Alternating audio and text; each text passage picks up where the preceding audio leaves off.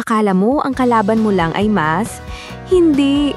Ang tunay mong kaaway ay deadline, groupmates na hindi nagre-reply, at printer na biglang walang tinta kapag 5 minutes na lang before pasahan. Group work. Pero bakit parang solo performance with background name sa PowerPoint? Kailan ba magiging patas ang group project kung ikaw lang ang may Google Docs at konsensya? Mga subject na dapat 3 units lang, pero 3,000 units ang stress. May prof na parang side quest boss sa RPG. Pag sumagot ka ng tama, okay lang.